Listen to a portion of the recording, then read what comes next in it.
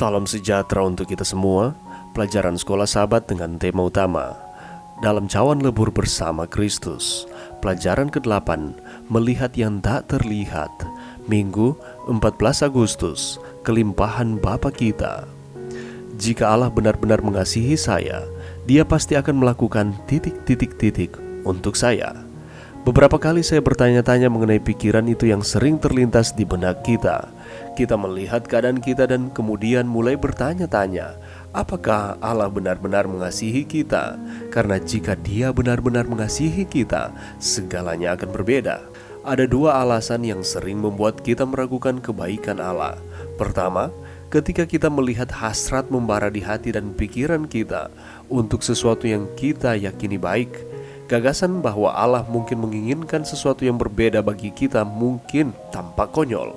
Kedua, kita mungkin meragukan kebaikan Allah karena pengalaman kita bertentangan dengan apa yang kita yakini. Jika sesuatu terlihat bagus, atau terasa bagus, atau terdengar bagus, atau rasanya enak, maka itu pasti bagus. Jadi, kita marah kepada Allah ketika kita tidak bisa memilikinya.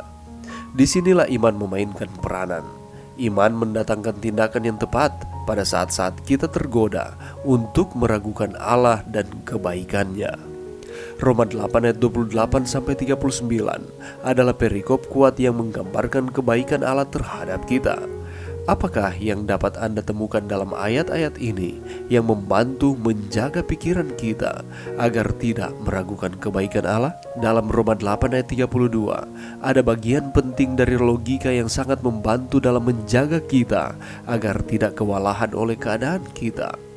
Jika Allah tidak ragu-ragu mempertaruhkan segalanya untuk kita, merangkul kondisi kita, dan mengekspos dirinya pada keadaan yang terburuk dengan mengutus anaknya sendiri, apakah ada hal lain yang tidak akan Dia lakukan dengan senang hati dan cuma-cuma untuk kita?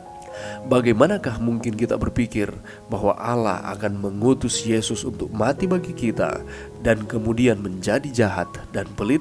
Ini berarti bahwa kebenaran tentang kemurahan hati Allah kepada kita yang terlihat dalam kematian Kristus harus memiliki dampak yang lebih kuat dalam pemikiran kita daripada semua keraguan yang mungkin ditimbulkan oleh cawan lebur itu di dalam diri kita. Bagaimanakah mungkin sebuah kebenaran atau kebaikan Allah memiliki efek yang lebih kuat pada Anda daripada keraguan Anda? Luangkan waktu untuk merenungkan kebenaran bahwa Allah telah memberikan Yesus untuk mati mengganti Anda, dan bahwa kemurahan hati yang luar biasa ini berlanjut dalam 1000 cara berbeda untuk Anda hari ini. Apakah gunanya ini bagi iman Anda?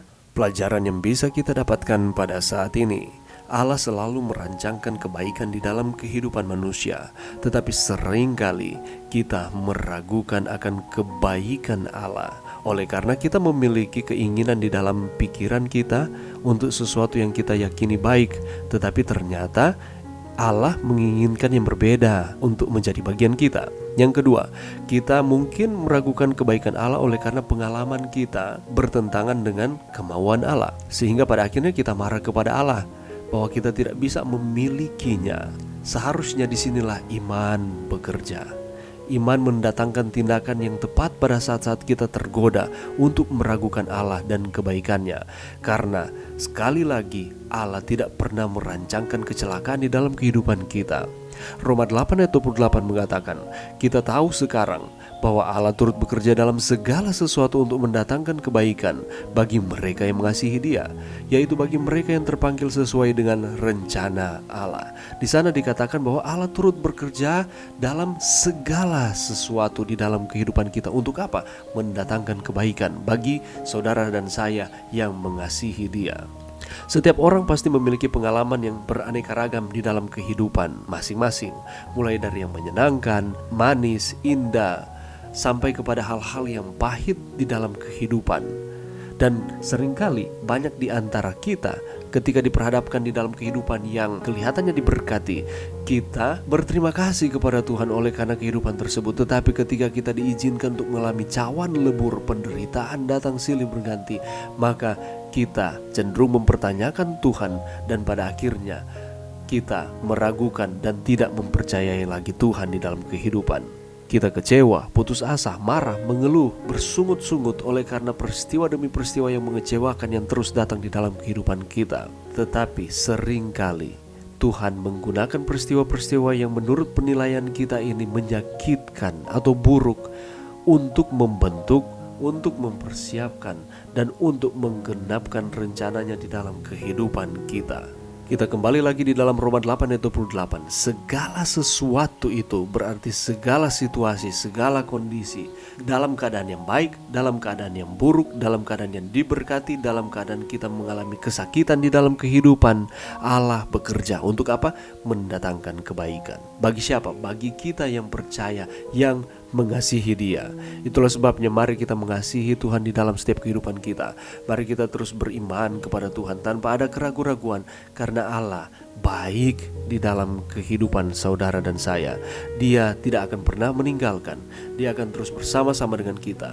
Dan ketika kita diperhadapkan di dalam gelombang kehidupan di dunia ini, ingat, Tuhan merancangkan kebaikan bagi kita untuk menarik kita semakin mendekat kepada Tuhan dan belajar bergantung sepenuhnya kepada Tuhan. Mari berdoa. Terima kasih Tuhan atas firman-Mu pada saat ini. Bantu kami Tuhan untuk kami dapat bergantung sepenuhnya kepada Tuhan, karena Allah merancangkan kebaikan di dalam setiap kehidupan kami. Ini doa kami di dalam nama Yesus. Amin.